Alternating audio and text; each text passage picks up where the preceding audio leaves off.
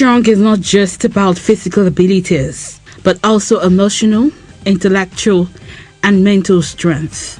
It may be hard for some to become a strong, independent woman, but with perseverance and self-confidence, we should all achieve it. With this wonderful quote, I welcome you to today's edition of the program Leading Women.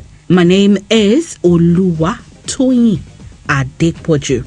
My guest on Leading Women today is a woman I will describe as a strong woman. She has a beautiful story to share with us, and she's one woman you don't want to miss my conversation with. Why don't you sit back and enjoy this chat I had with Crystal Chigbu, the founder, CEO of Irede Foundation.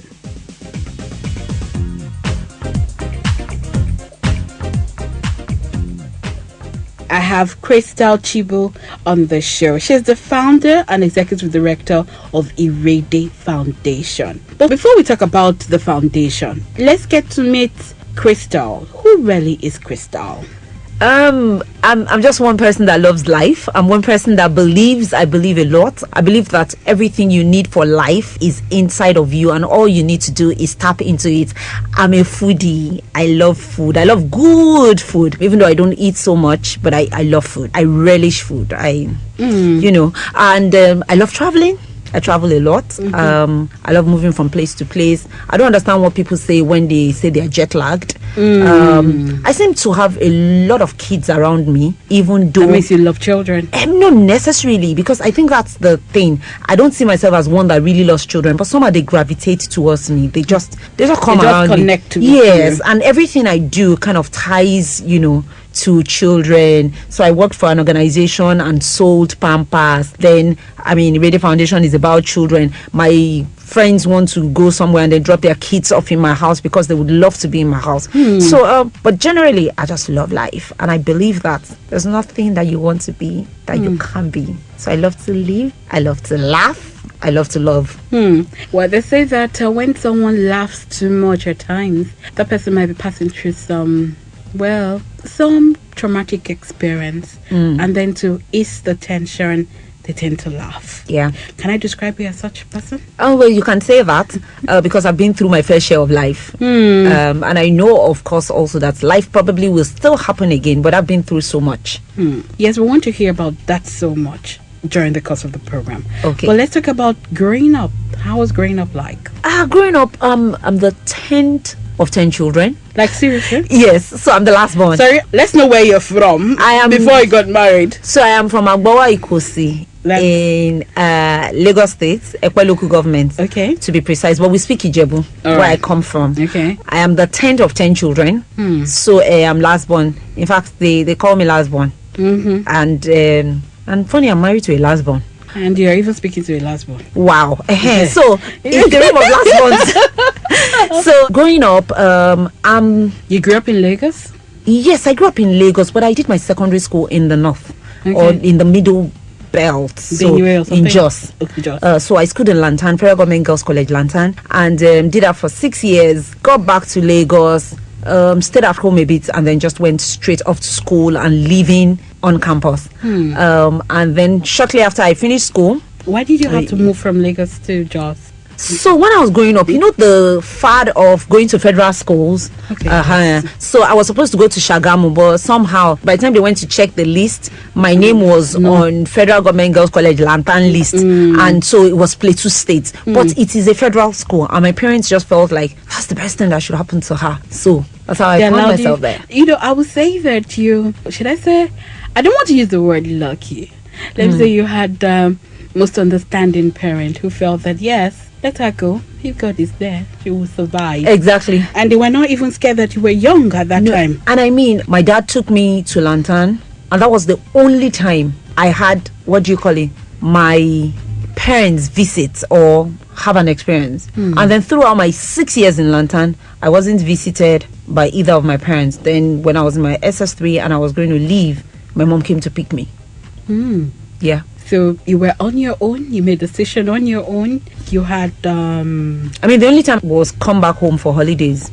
So I would come back to Lagos and then get on the bus again and go to Lantern. So, you were left on your own to make decisions on your own, Yes. to decide on your own. And whatever decision you make, your parents were fine with it? They were cool. And I think that also kind of influenced who I am today, because Fantastic.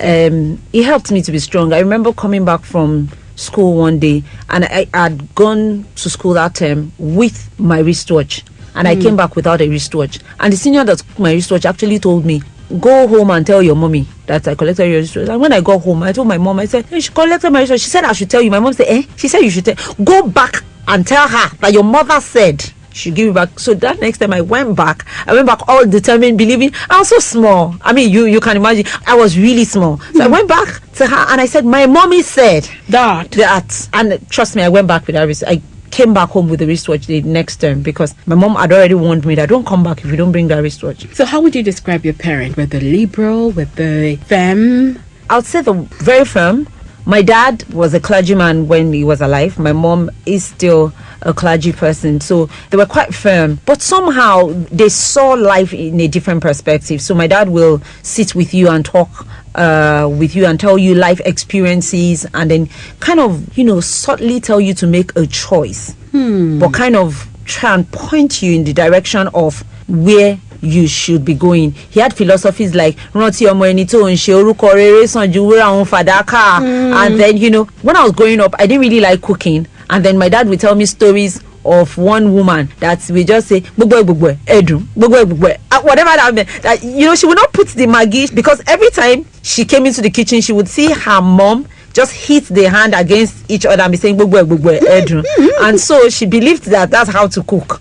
So she would just put the pepper and everything, and then she just be saying gbogbo edun. And by the time my husband tasted the food was bad. So I mean, he told you those kind of stories, and then you will just straighten up. But more importantly, he helped form my beliefs about trusting God absolutely and totally. I couldn't go outside to go and play with other kids, to play swing. That was how firm my mother was. Like, you see her coming and you disappear, like you dare not. You just, even if you were there, you just quickly go and hide. Even the children of other people will go and hide, because they know that she will beat them for seeing them out there.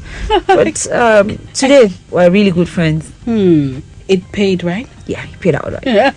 All right, now let's talk about you. You told me briefly that you studied biochemistry. Yes, I studied biochemistry in the University of Lagos. Okay, all right.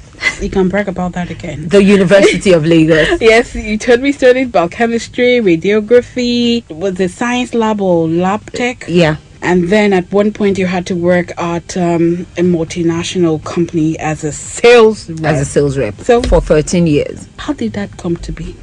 So I finished secondary school, I think, when I was about 16, and we had a family friend that just said, it didn't make sense for you to stay back at home. You need to get yourself busy all of the time. So that's how I got into Federal School of Radiography. Okay. And I wanted to be a medical doctor. I wanted to help people. So I believed that helping people was, being a doctor. And so that was how I did radiography. So I was in Federal School of Radiography like a year, and then, it was more like, then it wasn't accredited, you want to go to a known school. Then I got into Yaba Tech to study science lab tech. Okay. Then immediately I got into Yaba Tech, I gained admission into University of Lagos. So I just packed all of that, and I didn't get admitted as, a medical student, but for biochemistry.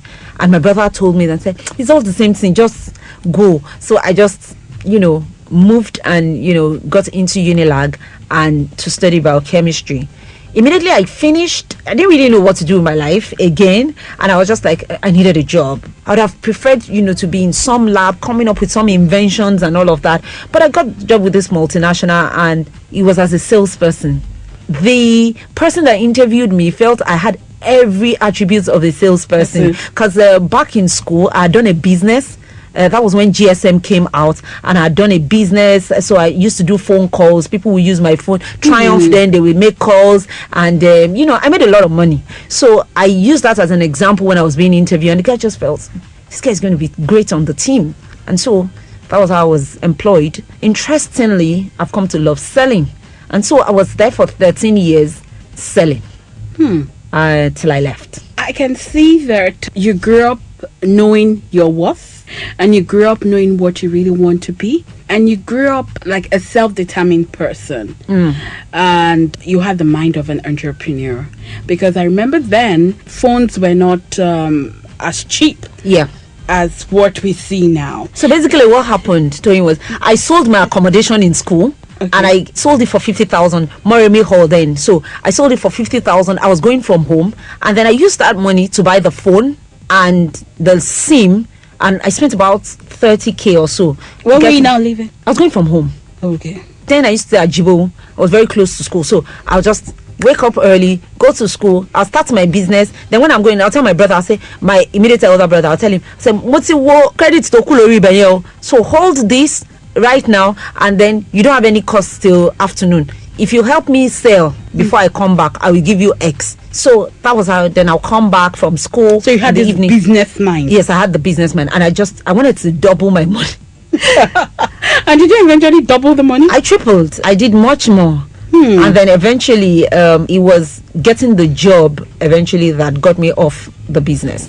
Well, recently I had the chat with some men who believe that these days women, with a lot of campaigns here and there, advocacy on women being empowered and all, we realize that we have more women setting up business and prospering more than men, and we see a lot of women being able to hold their own, provide for their family and still be that 21st century women. Now the question is, do you see women today succeeding more than men? I think success is a function of what you define it to be. I'll say yes, a lot of women are succeeding, and again, it takes you being determined and making up your mind to say, I am going to do this.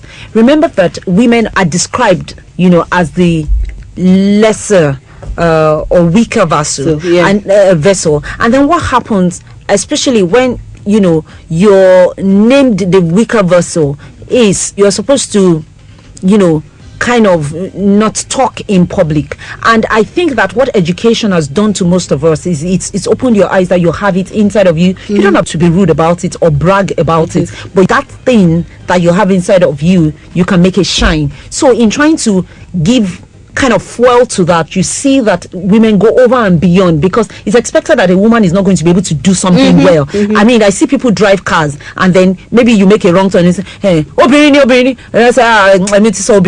so you want to hold your own, you want to do it right, you want to do it well, and anyone that puts their attention to doing something well will definitely succeed. So that's why you see a lot of women that have given attention to that succeeding. And trust me, we still have a lot more women that are not doing as much, so we still need to do so much more to encourage them to do more. We still have some women who believes that, look, once I'm married, my husband provides everything. Yes, there are women like that, and we still have some young girls who believe that, look, a man is your ATM, so you don't need to work that hard. Well, there are some of them that are still out there, but they definitely need to know that they need to hold their own, and part of holding it is doing something for yourself. All right, in case you're just tuning in, you're listening to Leading Women right here on Splash 105.5 FM, and my guest today on the show is Crystal Chigbu, the founder and executive director of Irede Foundation. We'll take a break. When I come back, I would want to know more about Irede Foundation, the story behind that foundation, and how she's been coping so far. Stay tuned.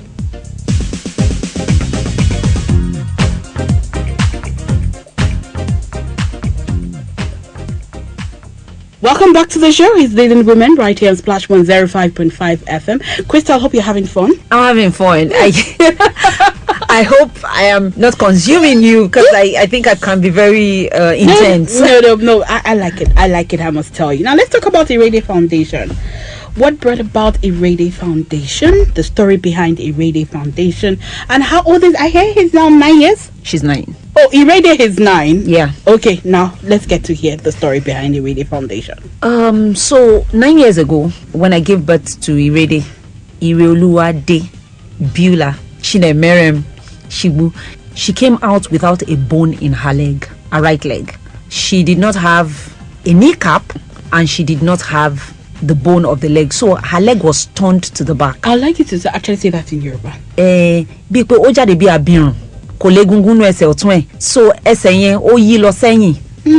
Kind of, it was deformed. So tó bá rí ọmọ náà like bí ẹni tí ò légungun nú ẹsẹ̀, bí chicken tí ò légungun. So gbogbo ẹsẹ̀ máa ṣe jẹ̀bẹ̀jẹ̀bẹ̀. Kind of, it was really not very good to the eyes. And so ìgbà tá a bí, they told us pé wọ́n máa gé ẹsẹ̀ yẹn ni, and They were going to cut the leg. And we got that news 6 days after we gave birth to her. We're devastated. It was painful because she's our first child. And so we were wondering how she was going to live life, how we were going to face the world.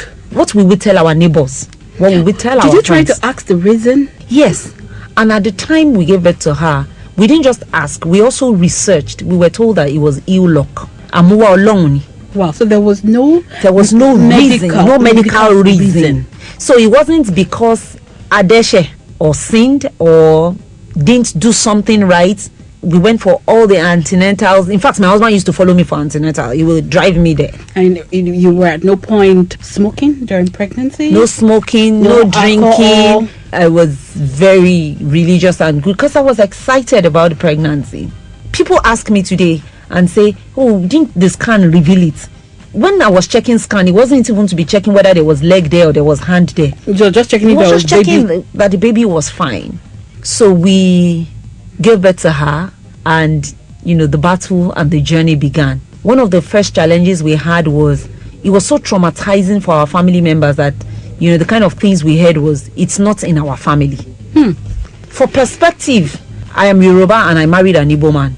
So when we were going to get married, people were like, hey, Yoruba to wa nle.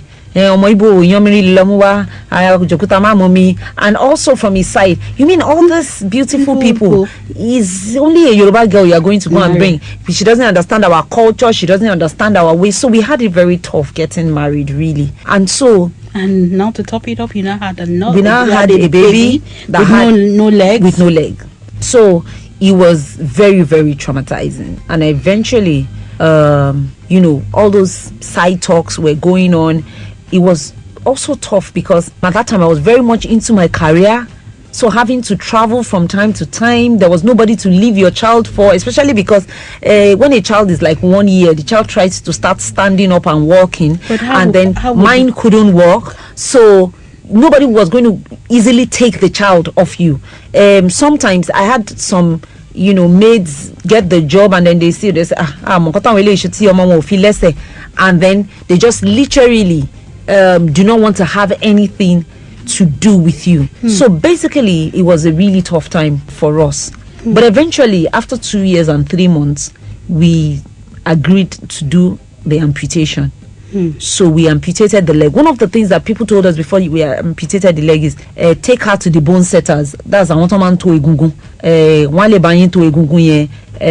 Different things came up, but eventually we did the amputation. After the amputation, she got her artificial limbs, and then she started walking with the artificial limb. Now, when she started talking, when she became aware of her environment, maybe when she was 2 or 3, I know that she would notice other children with legs. Did she try to question you? It didn't even go that far. When she was about 18 months, because she talked very fast, because my mom stayed with us, for 8 months, and so they spent a lot of time talking together. And when she was like, about 14 months or so, she started talking. When she was about 18 months, we put her in school. And so when she goes to school, she sees other children walking. And then one day she came back home and said, Mommy, why can't I walk? Why are they having to carry me and other children are running and walking? I remember my husband telling her that it's because she has a bad leg, but that we're going to do something about the bad leg. And very soon she will be able to walk like the other children. And then she just, believed. So when she got back to school, I assume she must have told her friends that it's just that I have a bad leg now. Very soon, I will have a leg that I can walk with. Oh, so she was this promising, optimistic, young baby at that time. Yes, she was. Oh my God. Now, after you coping with the challenges that, surrounded having a baby without a limb, and going through the amputation stage, was that where you thought about having a foundation? I really didn't think about having a foundation.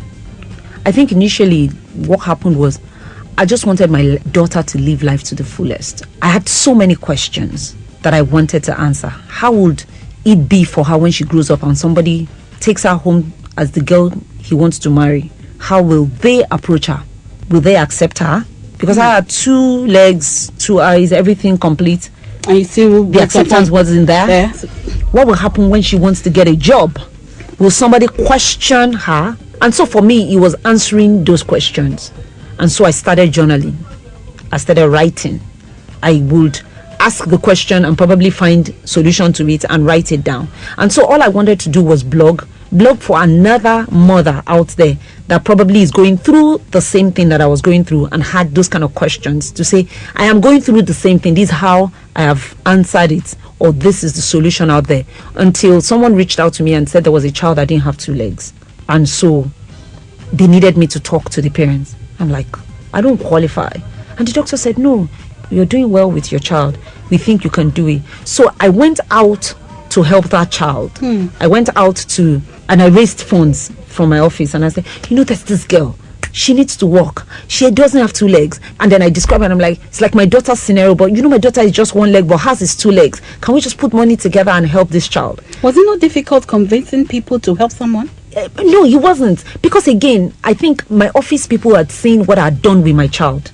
They had seen that she was confident. They had seen that she could swim, she could dance ballet. So it was more, I was going to help another child be able to swim and dance ballet. And so we came together and were able to raise funds for the girl.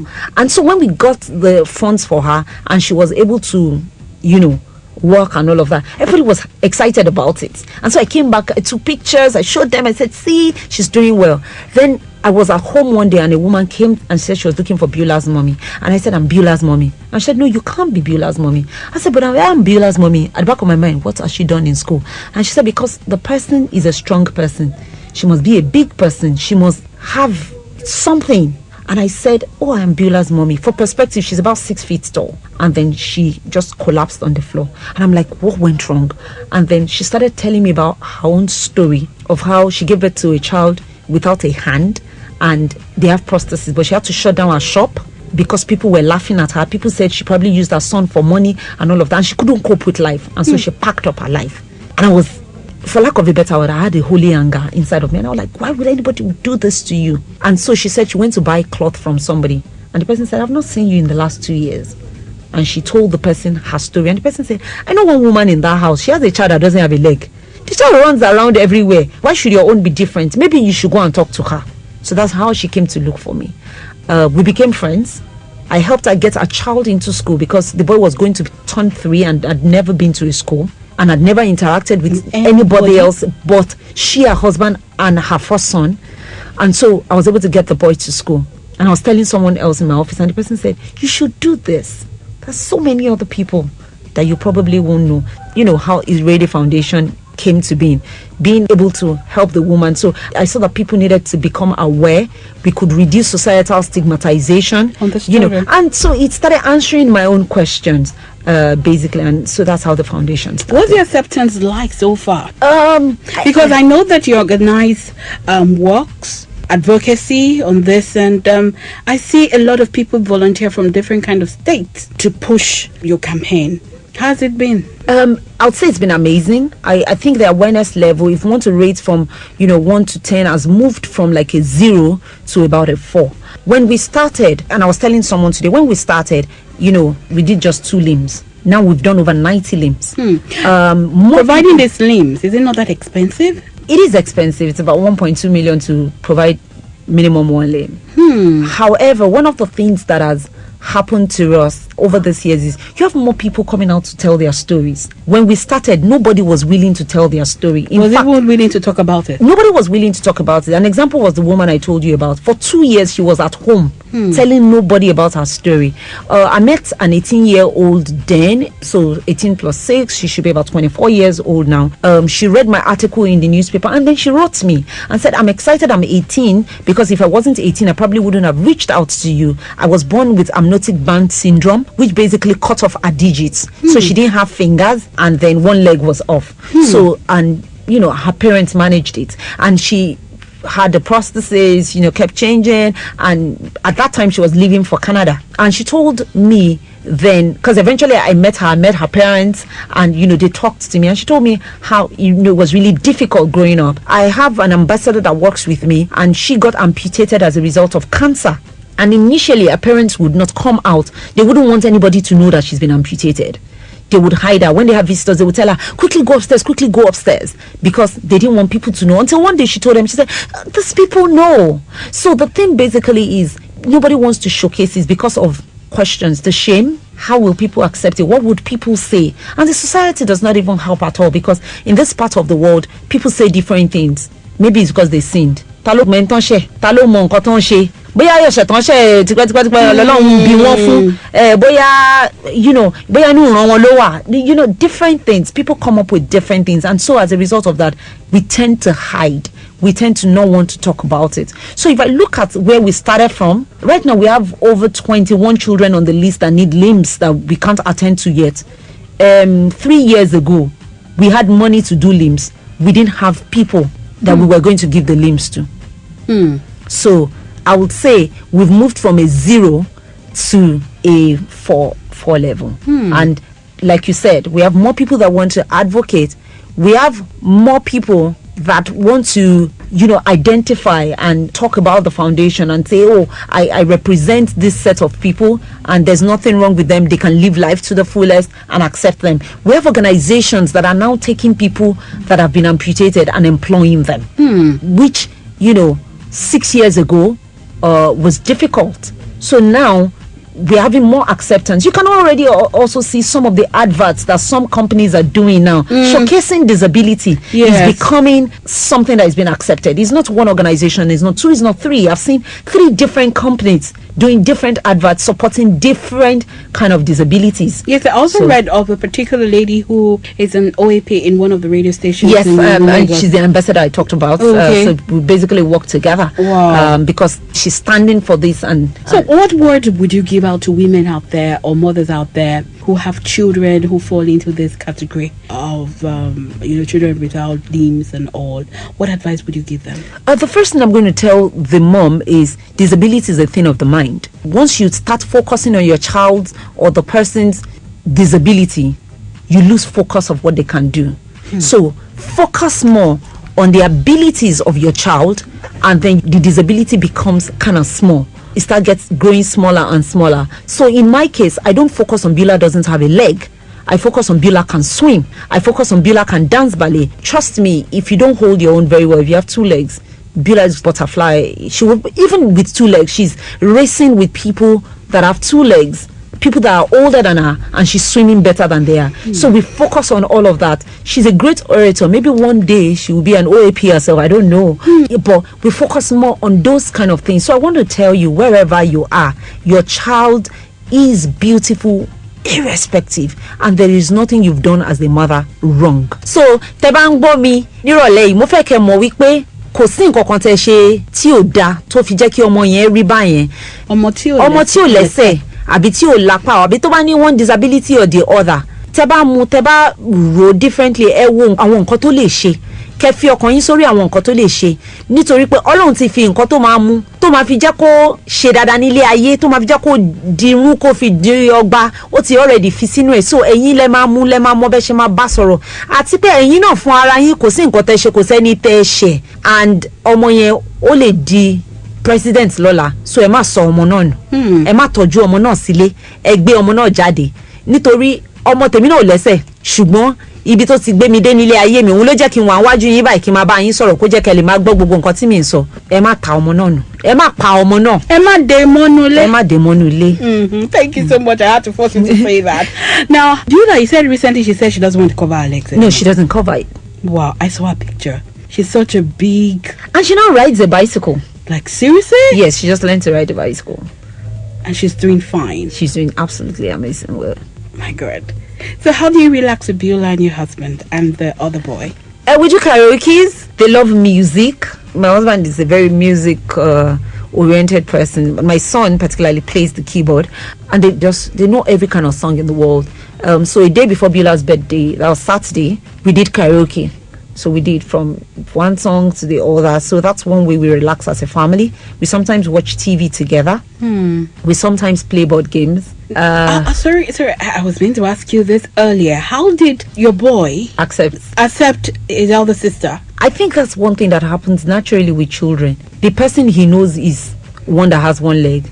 And because she's not dependent on him for anything, he doesn't say anything wrong with her. They communicate freely. I mean, he said the worst of things to her, and she says the worst to him. So he's told her before, you don't have a leg. You only use an artificial leg. And then she came to me and told me, oh, he then said I don't have a leg. And I said, but really, you use an artificial leg. You will hear worse things outside. So, and you're not going to stop loving people because they've told you the obvious. But have you told Eden that he cannot swim and you can swim? So we spin the negative and find the positive in it. So, but I think also work on their self-esteem and self-worth. Yeah, and self-confidence. I can actually see that. I've not met her. You've not met her, but I mean, the OAP you talked about told me once that one of the things that endeared her to her, because I can remember she came over to my house and we're all going out, and Bila didn't wear her prosthesis, so we're in between. Go and put your prosthesis on. No. Then she now felt, oh, I can tell her something that will make her go and wear the prosthesis. She now said, Bila, if you don't wear your prosthesis, you won't be beautiful. She said, Auntie Denike, with or without my prosthesis, I am beautiful. So I am not wearing the prosthesis today. And then she decided to go with the crutches. It's nice having you on the show. That's a convenient way to say thank you for being on the show today. Thank you so much for having me.